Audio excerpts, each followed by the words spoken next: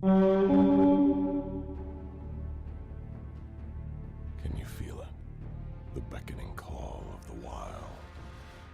The kindling in your spirit when you hear the untamed howls of the wilderness. The immolation in your blood as the thrill of the hunt pours over you. Smoldering remains of your enemies lay in waste behind as you conquer and bond with beasts of unwavering loyalty and ferocity. And only whispers dare call your name, as all fear the swift death that falls from your aim, for you are the hunter. Hello everyone, and welcome to episode 6 of the Cloak and Quiver podcast. My name is Solar, and welcome back. It is also good to be back. This episode is about a day later than what I intended to release it on. Yesterday, one of my family members was hospitalized, and we're not sure how much time she has left, so I spent most of the day with her and my family. But with that somber news out of the way, we'll truck on. That sometimes that is life, and you just kind of have to deal. But we'll make it, right? We're hunters, and we are strong. So everything will be cool. Let's talk a lot about what's coming up. We have a lot to discuss. This is going to be our discussion episode, our first one where we just take a lot of listener questions and topics that I've been kind of answering a lot in emails, and we just break it down. We also have a lot of news, too, so I imagine this is going to be a pretty good show. But first, I want to knock out the usual stuff. I did get a BlizzCon ticket over the weekend. Big thanks to guildmate Aki, who was able to score me a ticket. I didn't make it on the first round, but he was able to get back in the queue and purchase me one. So I want a huge thanks to Aki. And also, if you guys are going to BlizzCon, you will, of course, see me there as well. And if you guys remember the contest, the transmog contest, I almost regret doing because the amount of submissions was, 1, way more than I expected, and 2, a lot harder to judge. I honestly should have brought on judges for this contest. In hindsight, this was a mistake to do by myself. But the contest winner was Iba, who actually has a fantastic Ranger transmog. It was easily one of my favorite. Honorable mention goes to Jonsis or Junsis from Twitter, who sent in a totally awesome transmog too. But I felt like Iba's really captured the Ranger Mog. So Iba, congratulations for winning your choice of Blizzard pet. I will be in contact with you, sir or madam. And also the level 85 raid that I'm running, the Cataclysm raiding on Saturday afternoons. If you're not busy and you just kind of want to be on a raid team and just chill and have a good time, we have room for a tank, a healer, and a DPS, I believe, now. So we have 3 slots available to fill, and if that sounds like something you guys are interested in doing, say we finish Cataclysm raiding content in 4 or 5 months, you'll have a tune at 85, and if you liked and enjoyed playing them, you'll have a tune close to 100 for when Warlords drops. So there's a lot to think about, right? It'll be fun. We already have a lot of people pretty excited for it.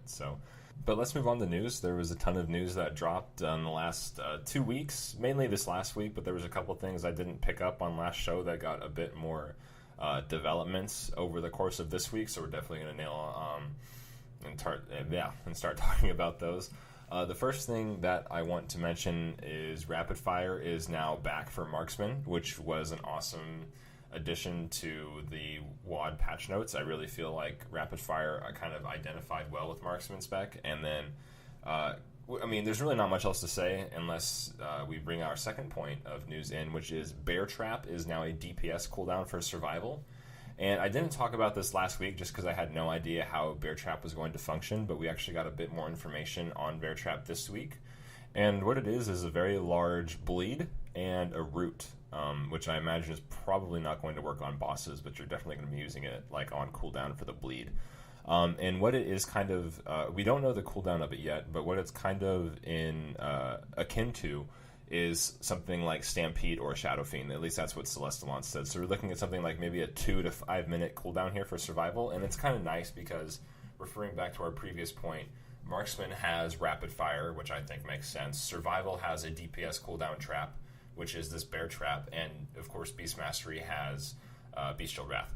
So I think all 3 of these cooldowns identifying with their specs is, 1, really good, but 2, originally, a couple weeks back, some of these specs like Survival and Marksman didn't really have any huge DPS cooldowns, and I think at least one Hunter spec, we talked about this with Roger, If every hunter spec has one DPS cooldown that you don't have to talent into, I think that's a good move overall design-wise. You still get to play with your talent tree a little bit more. You can pick up a second cooldown if you wanted to, but you could also take a passive if it ended up being more damage. But ultimately, it's just a good way to add a bit more dynamic into it, if you ask me. Because say, like, as we know, Stampede and Blink Strikes are both in the same tier. But let's say that, you're playing Survival, and now that you have your own DPS cooldown that you can line up for like a big damage, or we need to nuke this ad phase, you can take Blink Strikes perhaps, or Stampede, depending on which one's more DPS. But you're able to choose situationally now. So like I said, if there's times in a fight where you have to stack big damage cooldowns, like the burst and ad, or the boss takes increased amount of damage, you're probably going to be more interested in an active talent where you actually have to press the button and deal that extra damage, as opposed to a passive like Blink Strikes. I mean, we don't really know what the numbers yet, but I would imagine that's the kind of design philosophy they're going with here. Which, by doing this, it gives us a lot more choice, which I think is, of course, a good idea. Why would they want to limit our options? Which often, sometimes, especially with talent trees, is very prevalent. But that's cool. I'm actually excited for that, and it'll be interesting to see what the bleed on Bear Trap is like.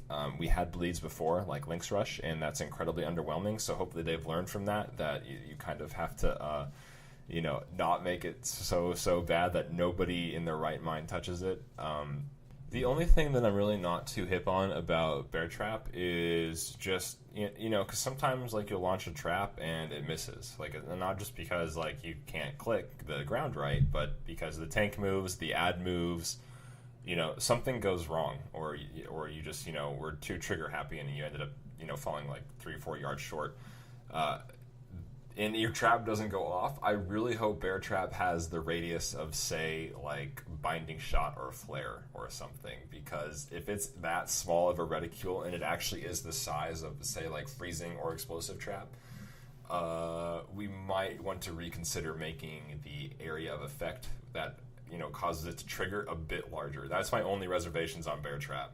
I really do hope that they keep that in consideration when they are designing this, that I really don't think it should, be pretty liberal in your,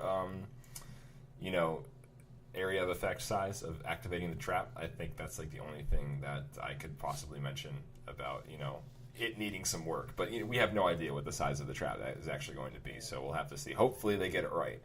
But that's my one, wait a second. But yeah, I mean, wrapping up on this point, I'm really glad to see each spec has their own DPS cooldown. Like I said, I think that just adds a lot more flexibility and choice for the long haul, which of course is really good. So let's talk. There was one small point I want to mention. Flaming Shots is not going to be implemented on live, I guess, so far. They said that they did remove it from our talent tree. So now that last bar we have is Lone Wolf / Versatility. Flaming Shots is now removed, and there's also going to be Focusing Shot, which I am still holding my judgment on. I still want to see a bit more information on Focusing Shot and how that actually plays. We talked about this last week quite a bit, but I think Focusing Shot is going to be picked up when you don't have to do a whole lot of movement on a fight. But if you're more interested in that discussion, we did get pretty in-depth with it on last week's show. But like I said, Flaming Shots is getting removed, and it's going to be really interesting to see what is going to replace it. I don't know. Focusing Shot being a very dynamic ability, Versatility / Lone Wolf being very useful. But Flaming Shots was just this really lame passive, which was underwhelming, honestly. No one likes underwhelming talents, so we have no idea what's going to replace it.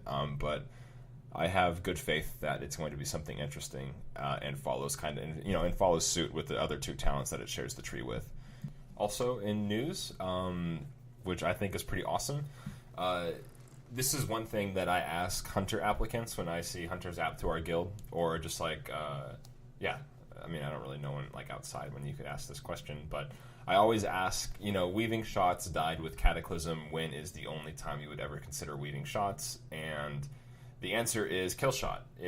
Because Kill Shot, for some reason, takes forever to get to its target, depending on how far away you are standing to your target. I generally like to stand like 3 or 4 yards away because of this travel time. I hate travel time. But on things like Immersius, you just can't help it. And in Warlords, they're actually going to change Killshot. It's going to, according to Celestalon, Killshot will take less than 1/3 as long, including latency, to reset the second charge in Warlords. So that's awesome. I'm really happy to see that because, for example, on a Mercius, or say you're just like 40 yards away on a boss, and you would Killshot, Arcane Shot, or whatever your priority was at the time, and then Killshot again. So yes, that is fun, and I'm glad to see that. Even though, honestly, I wish Killshot, well, and it has to do with PvP, but I mean, I know that they could redesign the damage completely, but I honestly don't like using 2 charges of, 2 globals to use an execute ability. I don't know. Is it just me? But I only like to have to hit a button once to get the full effect, and I know, like, as it stood right now, if they just made Killshot a 1-hit button, they would, the damage would be doubled, and in PvP that would be extremely OP. But like, if they could just work around that, because I don't like having to hit Killshot twice. I don't know. Like, for example, like say in Raid, like I would Killshot, and then now like Kill Command has been delayed by a second, and I just don't feel. I feel weird about that. I don't think that it makes the rotation on something at sub 20% HP like clunky. I just don't think it feels. I just don't like the flow of it. Like, it doesn't like totally throw me off. I just don't like having to do it. It's as simple as that. So maybe, I don't know, if they could reduce Kill Command to only having to be cast once and then having it go on its cooldown, like, I'd be all for that. Just because it makes my flow of my rotation outside of Killshot a lot easier. So that'd be pretty cool. If you're listening, Celestalon, hello. Try that and get back to me. See if it works. So next thing in the news department is the Siege of Orgrimmar gear upgrades. I don't know if you guys caught wind of this, but our gear is now going to be able to be upgraded 4 of 4 instead of 2 of 2, which is awesome. This is the first time we've seen something like this where we've been able to upgrade our gear like even more, and allowing it to replace a zone-wide raid, debuff to make, what do you call those things? Nerfs, like raid nerfs? It's replacing this. So being able to upgrade our gear even more is replacing a raid nerf, which I think is kind of neat. It still keeps the integrity of the fight, even though you're a bit stronger, which I think is probably the best way to go about doing that. All crazy, in-depth, wacko arguments aside that you see on MMO Champion, I feel like this is the best way to handle making players stronger, but, like I said, still keeping the integrity and the challenge of the fights. But what I wanted to mention most about this is if you have like a heroic AOC, or perhaps you might be getting a heroic AOC now that your guild's going to tackle all this harder content, and it could be even heroic Warforged. I want to mention a few things if that sounds like that could be you. With the 4 of 4 upgraded AOC at a 36-second Bestial Wrath cooldown, Focus Fire is probably not ever going to be touched if you're BM Hunter. At least that's my assumption anyway, and I'm pretty positive that's going to be true. The reason I mention that is because, so say you Bestial Wrath, right, and after 10 seconds your Bestial Wrath fades, you have now 26 seconds to get 5 stacks of Frenzy before you go into your next Bestial Wrath, because as you know, having 5 stacks of Frenzy in the Bestial Wrath is going to be the most DPS. There is no way you're getting 5 stacks of Frenzy in 26 seconds. I'll tell you that right now. So I honestly think Focus Fire is going to never be used in the BM rotation if you have that trinket at that level. And the same goes for you, Survival Hunters. If you have Black Arrow, of course you do. If you have AOC at like Heroic or Heroic Warforged levels, or you're going to, the cooldown of Black Arrow is probably going to be reduced so much that you wouldn't want to clip Black Arrows. You wouldn't want to clip them, overwrite them. Only if you got a trinket proc would I ever recommend you casting a Black Arrow if Black Arrow was already on the target.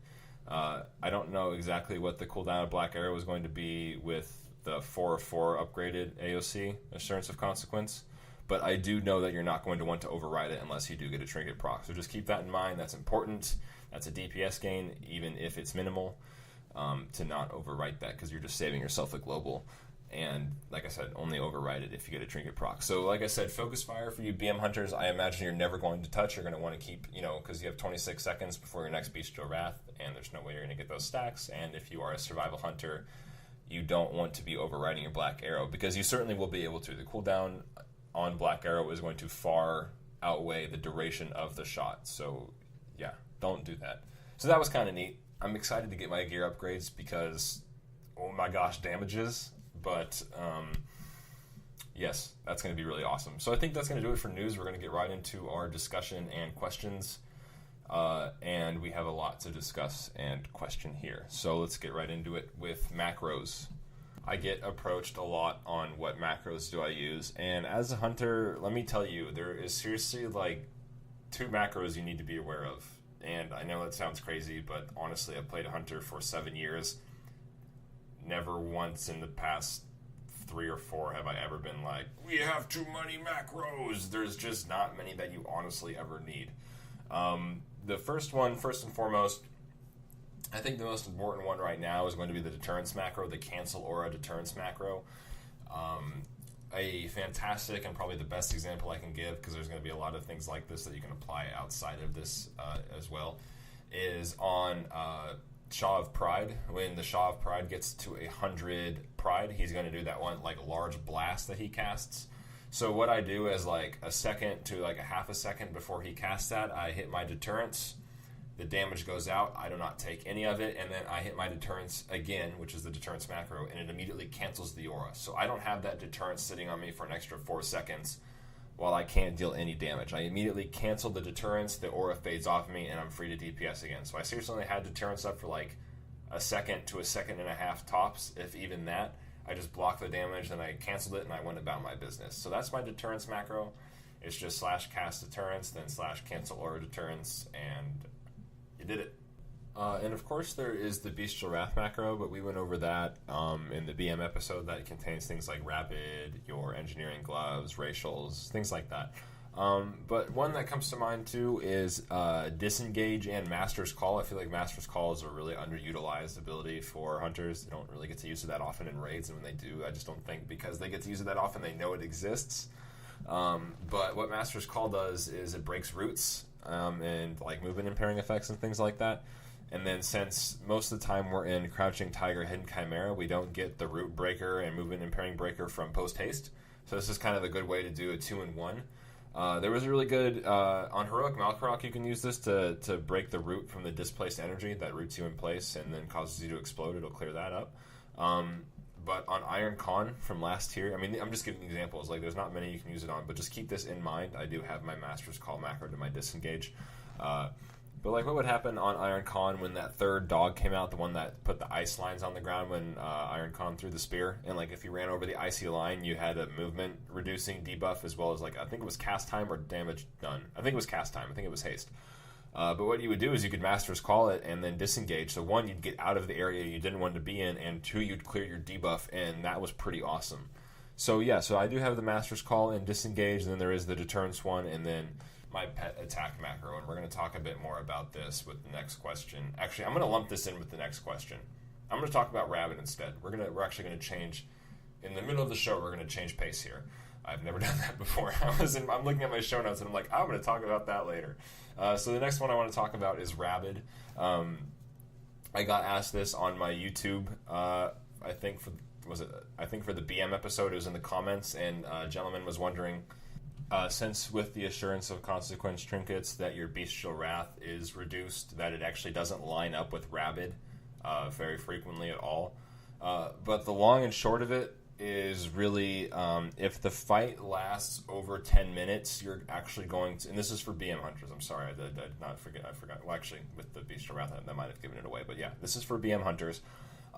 It is only worth it to not macro in Rabid with your Bestial Wrath if the fight is longer than 10 minutes, because that way your pet would actually gain an additional cast of Rabid. But if the fight is less than 10 minutes, you can actually line up your Rabids with your Bestial Wrath. Even though they are as infrequent, you still wouldn't have been able to cast an additional one off, so it's a DPS increase to put it in the Bestial Wrath instead.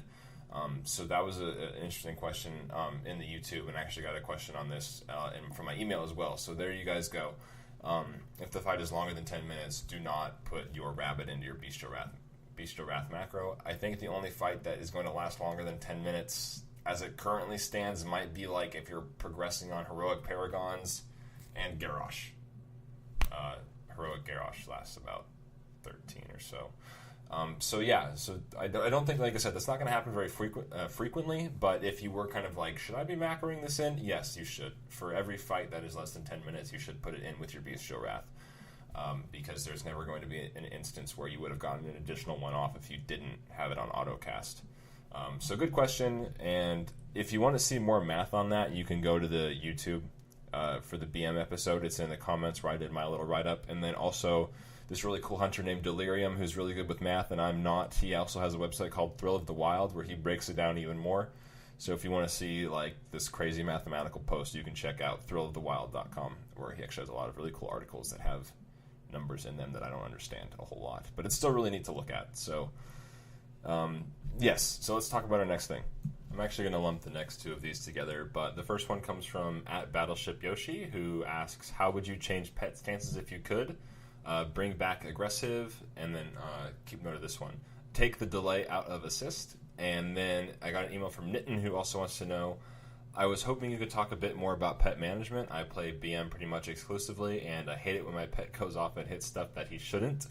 I'm also not sure how to best manage him. Always on assist, always on passive with macros to tell him where to go. If so, what do I macro the pet attack into? None of the things I've tried seem to be very effective or terribly efficient. Yeah, I think I have a solution to this. It's not like, obviously the pet delay, if you have it just on plain old assist, is pretty lame. I'm going to tell you what I do, and then I'm going to tell you why I do it. So what I have is I always have my pet on assist. I don't keep it on passive. And then what I have ended up doing is I macro / pet attack into my arcane shot, which is actually really effective because in all specs, I mean, I play BM almost exclusively as well. And, in BM, you spam arcane shot like a ton, right? So I always have my pet on the target that I want to be DPSing. And then I also have it macroed into multi-shot. Like, a really good example for this is like on Dark Shamans when they summon all the foul oozes. I multi-shot, and then my pet goes right into... Because I choose the one that is like in the middle of the pack, and then my pet runs right to him and then just starts beast cleaving. And that works out really well. Having it macroed into multi-shot and having it macroed into arcane shot, I feel like are really two strong alternatives to... And then keep it on assist, but then have those macroed in there, so it's like on point, right? Like it's instant, because you're telling your pet to / attack this target like immediately, instead of just having it on plain old assist where it's kind of slow on the uptake, which really I'm not a fan of. And the reason I never put my pet on passive is just because it's on passive. Like, even if you do have it macroed in there, I can't tell you how many times I've made fun of the hunters in my raid when we see their pet standing at their side and they're not doing anything because they just forgot to send it in, right? Like, it's I don't recommend it. I mean, everyone can find something that works for them, but I honestly never keep my pet on passive solely for that reason. Even in survival, I don't do that. I have it macroed into arcane shot and multi-shot as well. So, yeah, if you want to try that, give it a go. I think that's the best way to do it. And while that kind of solves like getting your pet from target to target, especially if you have blink strikes, what I don't want to say hate, because hate's a strong word. What I severely dislike about kill command is that your pet is still like slow. So like here's a really good example. So say we're on Garrosh and the shaman comes out and we want to kill the shaman. And my kill command is like ready to be used, so I target the shaman and I immediately hit kill command. My pet is still on Garrosh. Like, there's no way to fix my pet not hitting Garrosh with its kill command. Like, I could hit arcane shot and then have them swap targets and then hit kill command, but either way the kill command is delayed or used on the wrong target, and that just drives me batty. Like, they need to make kill command way more responsive. It has to be what you're targeting. Because it's such a waste of damage. Like, it hit for like 500k and on the wrong target. So I feel pretty strongly about that. I really think kill command needs to be like reworked when it's...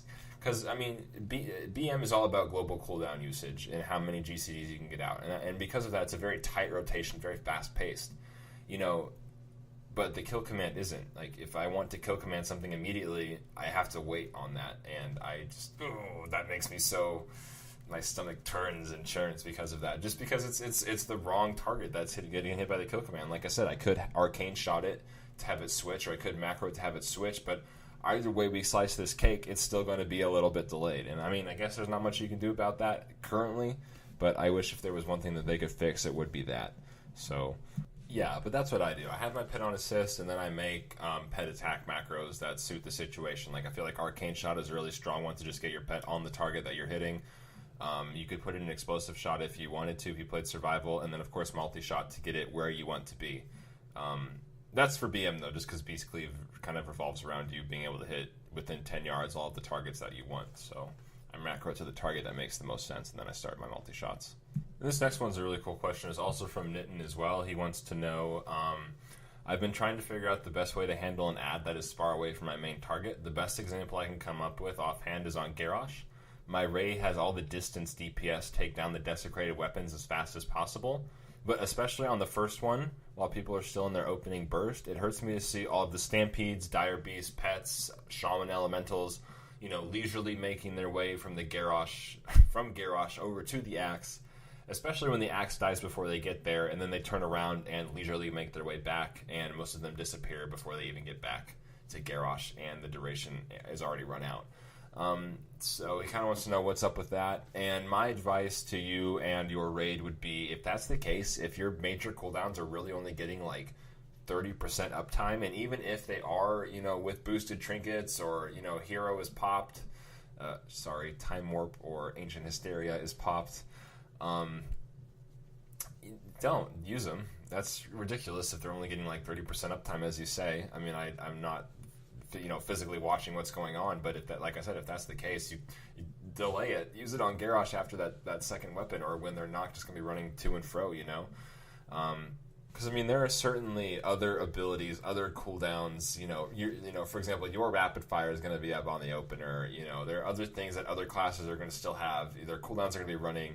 A Stampede, a Fire Elemental, that's not going to make or break you killing the weapon, and even it's at range, you're not even, you're not using the stack strategy, so it's not like imperative to immediately kill the weapon as fast as you can. Like, you have a little bit of time. So I would say delay using your cooldowns, especially in that scenario where they are running back and forth. Because we all know a Fire Elemental is a very slow-moving, thing, elemental totem.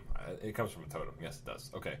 So yeah, that's my best advice. If you're not getting full duration on major cooldowns, I really don't think you should be using them at that time, especially since the weapon is at range and it's not like on top of your raid like it would be in the stack strategy. So yeah, I guess keep that in mind. I would not recommend doing that at all, actually. So there you go. Hopefully that helps a little bit. And then the next question comes from Delirium. And this is kind of a cool question because I get to share a little bit of my experiences. But this question, he wants to kind of know about people looking to get into an elite guild, or like a hardcore guild, or like a guild that strives for progression predominantly. He goes, all of my friends or all of my guilds have usually just been with friends from IRL or from pugging, and I've never actually applied, so I don't have any idea what it's like. But several people have asked about it, especially with the reputation of hunters in the game. So let's talk a little bit about just how to get into a heroic progression guild, or where like you have to actually make an application and apply, and it's moderately serious, as serious as an application in World of Warcraft can get. So yeah, let me tell you a little bit about what I did to get into Last Word, which is the guild I'm currently with, and we are US 46th. So what happened was, so when Siege launched, I was in Convert to Raid with my Hunter, just kind of hanging out, doing my thing, running. I was mainly raiding on my Paladin, actually, at the time, my Prot Paladin. And so my Hunter wasn't really kept up. It was more of just like, okay, if someone needs a DPS in a group, I'll come take it on. So I was mainly in, like, Throne of Thunder gear, and then I had, when Siege came out, like, Flex and LFR gear. So you can imagine someone in Flex and LFR gear at the time applying to a 9 of 14 heroic guild. One would imagine that, with the gear that I had and the content that they were on, I had like a 535 item level at the time, and they were, pushing like 560, and I didn't have the progression or anything like that. How on earth did these people get me into their guild?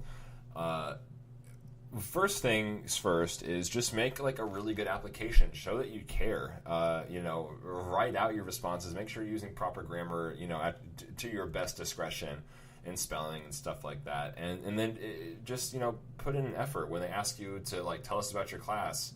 Really put in that you know what you're talking about. I mean, thankfully I've been playing a Hunter for so long that like my application, they said, was one. I mean, I don't mean to toot my own horn, but my application was ballin', right? Like they said that was one of the best apps they've ever seen. And when it came to explain, theory crafting and your rotation and stuff like that, like I just went, off the wall. But it's stuff like that sets you apart from the rest of the pack. That shows that you are committed, you're dedicated, that you care, and that you're going to be a valuable raider to them. And logs also, like so there's like your application, which is where you want to impress and wow them, but you also actually have to have some you can talk the talk, but can you walk the walk kind of thing. And even if you aren't very geared and you're looking to get into a hardcore guild, logs are still a really good indication of your skill as a player. Like even though you may not be doing obviously the DPS that these heroic players are going to be doing just because they have the gear on you, you can show them. Don't say here are my logs. Show them, look, this is my global usage. Look how many kill commands I got out. They were all on time. I didn't delay any kill commands. Or for survival, look at my serpent sting uptime on all these ads. I was able to keep up constantly the serpent spread where I was supposed to, or look at my damage done on this target. You could see here that I wasn't padding on this fight. Just point out where you excelled as a player. That knowledge and that kind of commitment to your performance is astronomical. I mean, a guild that has both a professional looking application and a player who can explain what they're doing, they would be foolish not to pick you up. A lot of times people say, oh, well, I don't have the progression to fit into these guilds. If a guild is denying you that, look, you don't have the progression to be in our guild, honestly, I don't think you belong there because they're failing to see the bigger picture here. Or you just didn't submit a good enough application. Like, it just wasn't like a wow application. Like, wow as in, like, that was amazing. And I think those are two really strong points. And the only reason I could think of you being, rejected also is, or denied, I guess. Not really rejected, I don't know. Rejected, denied, is if they're like deep into heroic progression. Like if you're like, say, like a 530 hunter and these people are working on heroic paragons and they're like extending their lockout, even though that they could take you on and gear you up on the fights prior, that's not what their agenda is. They're trying to push these last two bosses on one lockout, and they're not doing any more gearing. So if they just don't take you on gear, you're just going to have to move on because you can't really do anything about that. That's just not the goal of that guild, is to gear up another player. And when it comes to applying to guilds like these, you really do have to look at the full picture. I mean, you have to see like, okay, what is this guild like looking for in a player? I mean, are you going to be ready to jump right into it?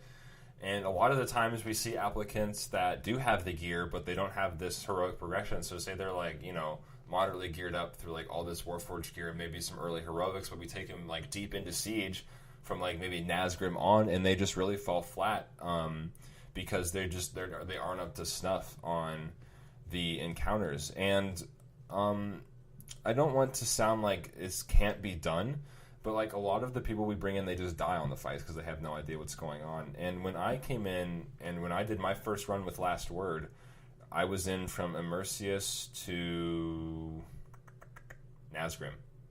Yeah, Immersius to Nazgrim was my first raid night with them on Heroic, and I didn't die. Like, you just have to care enough to be the best player that you can be. Do all the research you can. Ask the questions. No one in the guild is going to make fun of you, or they would be stupid if they did. Like, if you asked, how do you guys handle this strat? And then they explain it, and you're like, oh, can you just go over where you guys stand for, the ad phase or something like that? That's the sign of a good raider. Don't stay quiet.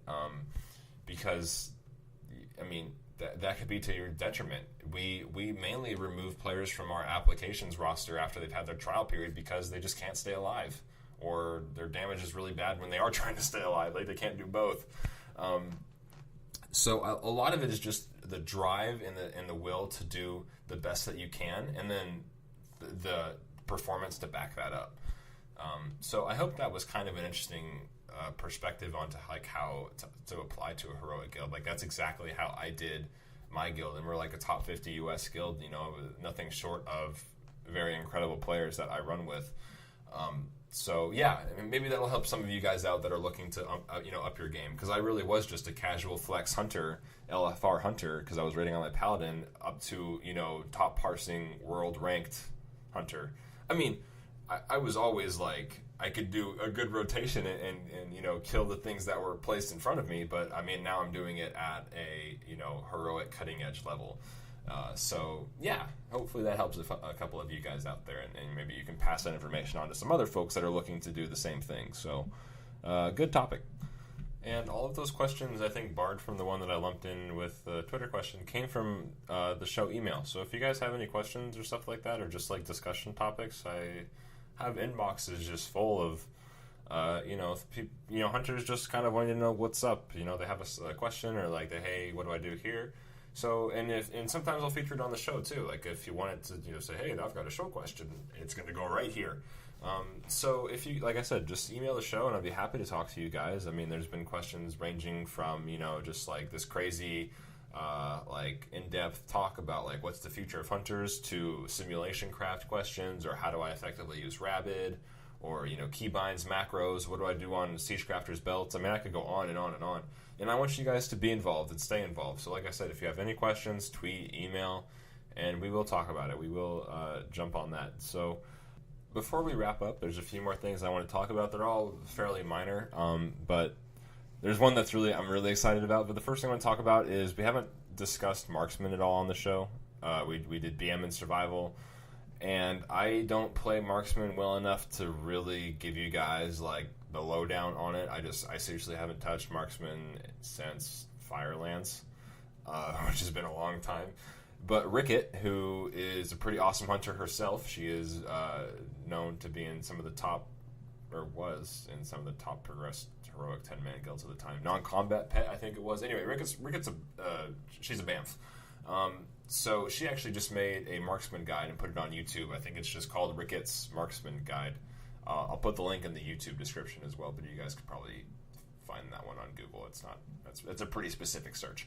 And she did this awesome marksman guide that if you guys are interested in playing marksman, or like when WAD drops, or not when WAD drops, excuse me, when all the itemization drops and we don't have like hidden expertise and we have just like tons of secondary stats to play around with, and you want to try marksman, Ricket is going to be the person to go to learn how to play marksman to its fullest capabilities. I am not the person right now to go to learn how to play marksman. I can tell you how to play BM and survival though. So there is that. There is Ricket's guide to marksmanship on the YouTubes, and she also has a Twitter account where she posted it as well. But the last thing I want to talk about is I really want to do something very special with the Hunter community. I want to actually have an in-game event in the World of Warcrafts. And if you guys saw on the front page of MMO Champion, there was like a 10-man Death Knight crew raid that went into Heroic Garrosh, and they tried to do Heroic Garrosh, and they failed epically because they're terrible Death Knights. No. A lot of the times you see like 25-man Warlock raids, Throne of Thunder, or 25 Death Knights take on Lei Shen. We're hunters. We need to get 25 hunters together and go tackle a current content raid. I guarantee we could do something impressive. And I'm actually going to try and get this together. I want to find 25 hunters where we can go maybe do like, I don't know, Mogushon Vaults or like Throne of Thunder or something. But it'll be totally possible. We'll find something really cool to do, and we're definitely going to do it. The only thing that's up in the air right now is what raid is it going to be. I'll probably decide before next week's episode. And then what faction are we going to do it on? Because I think a lot of the hunters that I know are actually on Alliance side, that are some of like the big community heads in the hunter community as well. But my main is on Horde. I was actually telling a lot of my friends this week that I really wish that there was a mirror image of my hunter on the Alliance side. I would totally pay $60 for that, to have two geared hunters on each faction. But we'll see what faction we do it on, because I do have a 90 hunter on Alliance and a 90 hunter on Horde, and then a whole bunch of other hunters at 85 and such. Anyway, I have a lot of hunters. But yeah, so I want to get together a 25-man raiding group of hunters for just something really fun to do. I guarantee we could get it featured on the front page of MMO Champions. So this is your guys' chance for your 5 seconds of, or was it 5 minutes of fame? What's the common saying? 5 minutes of fame? I think it is, not seconds. So yeah, it'll be really cool, and we'll get some publicity for it. So rip the hunter community, guys. We can't let Death Knights and Warlocks take us on like this. We gotta show up and we gotta fight. So I think that is going to do it for this week's show, though. If you guys want to write into the show, that's cloakandquiver@gmail.com. If you want to follow the show for show updates, that's at Cloak and Quiver on Twitter. I'm working on getting a website made for the show, just a simple WordPress site, but being the broke college kid that I am, I don't really have the funds for this to create right now. I'm working on it, though. It's going to be a thing soon, TM. And if you want to follow me on Twitter, you can do so at _solarflare, and flare is FLAIR. I think that's going to do it for this week's show. I want to try and get a guest on for next week's show. I'm not telling you who because that's a surprise. And I'll see you guys for next week's episode. It should be a pretty fun one. So I'll catch you guys on the flip side. On the flip side. On the flip side. On the flip side. On the flip side.